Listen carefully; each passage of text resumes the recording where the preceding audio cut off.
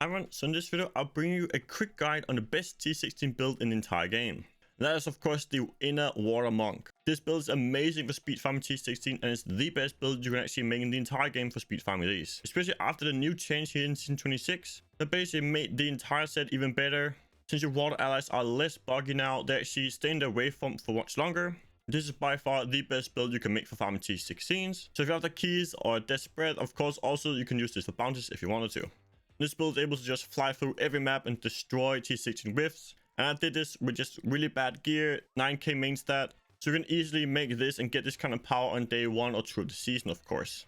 And the skill is incredible and you can start removing even more damage later on once you get Paragon and gear to get more movement speed and more dash abilities. But I highly recommend making this build right now if you're going to play in season 26 or any season in the future. This build will guarantee to live on forever in terms of being one of the best T16 farmers. So it's a really simple playstyle and easy to set up. All we're doing is keeping our Epiphany on cooldown and our Breath of the Heaven on cooldown as well. And then we simply just dash around. We of course use our Mystic allies once in a while just to make sure they're in waveform. And then when you find enemy, you can cyclone them. But anything should honestly die as soon as you look at them with your water allies. And the strength of this build really comes to show in terms of the dashing. It is of course amazing in open maps, but even maps where you have doors and stuff, you can just dash through it all, get through everything really quickly. So let's look at the gear and how everything works, shall we? Of course, from the inner set itself, we get a ton of damage to our Mystic allies. So this is your bread and butter. These guys here, you can have a max of 10 of them out. And we have all 10 out and they're all in their waveforms. They are just destroying the entire map, really. We are supporting these Mystic allies as much as we can, giving them attack speed and stuff. And they of course move with you, so when you dash, they will follow you and then they will just attack everything nearby. So in terms of the gear, we have Indium as our first weapon here. Make sure you get a good secondary, I would say 9 or 10 seconds as a minimum. And after that, you want cooldown reduction and percent damage on it. For the other weapon, Echoing Fury here, for massive increased damage, movement speed, everything in between. And here you want cooldown reduction, attack speed, and percent damage. The nice thing about Echoing Fury is it always rolls with the percent damage and attack speed from the start, and then just roll the third stat into cooldown reduction. Now, nice thing about Echoing Fury is that slaying enemies and goals the wielder into a frenzy, giving you 25% attack speed, 25% movement speed. And also, it has a secondary here with 16.5 chance to fear on hit. This chance to fear on hit ties directly into our Rachel's Ring of Larceny, where you get up to 60% increased movement speed after fearing an enemy. And you of course want this as high as possible, so try and get one that's close to 60%. And after that, you want crit damage, crit chance. As the other ring, I have average band on, and yes, you can of course also have that on your follower, since it does emanate. But I always forget to put it on since it doesn't save in the armor, so I just have it on yourself. You could go for a Stone of Jordan, but honestly, you don't even need that damage. So I just have the average band on myself to save myself the trouble of having to swap it out every time I change to something else I'm doing. Our gloves get attack speed, crit damage, and crit chance, and dexterity. Shoulders, all kills here get cooldown reduction, mystic damage, dexterity, and vitality. On the helmet, get dexterity, vitality, crit chance. On the chest piece, we can do all kills chest piece, and you want dexterity, vitality, and mystic damage. On the belt, dexterity, vitality, all resistance, and armor.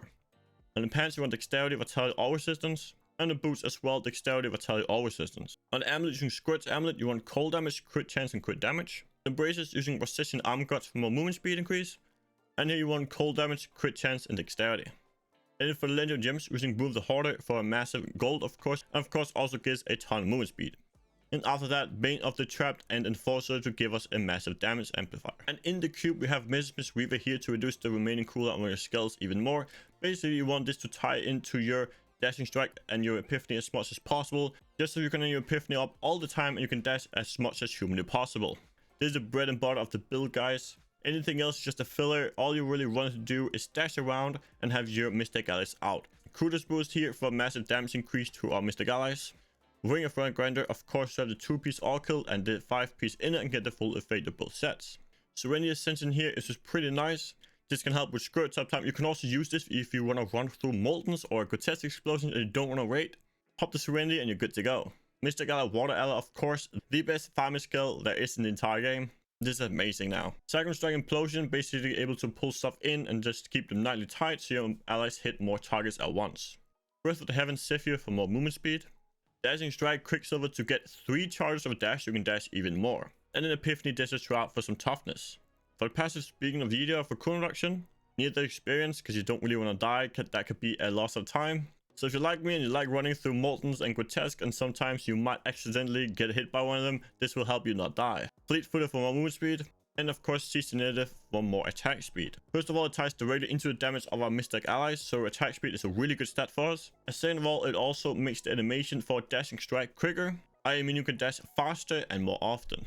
Now to follow it and use the relics to gain access to our skills. And of course, make sure you have 25,000 main stats, so intelligence for the enchanters here. So for instance, crafting intelligence gear on a class that use intelligence, or you can also do what I do and just simply augment some of it. This is really nice as it allows you to get 10% damage from amplification, 10% cooldown reduction from the harmony, of course also a lot of attack speed, and then also of course cheat death. Besides that, of course, have a flavor of time to increase the duration of the pylons, and nemesis braces to spawn elites and pylons, and then of course also an oculus ring with 85% in secondary, so you get these rings you can stand in for more damage. Besides that, what I like to do is of course having 2 pieces of sage and 2 pieces of canes, and then a ring of royal grandeur. And of course also try and make your follower as tanky as possible. Give it a good amount of vitality, dexterity, armor and all that. Give it a weapon gem so it's get life per hit. Because if your follower dies and you click a pylon without your flavor of time or nemesis up, that is bad news. Also make sure to check out my season 26 playlist here, as it will contain the best builds for season 26 for farming, pushing,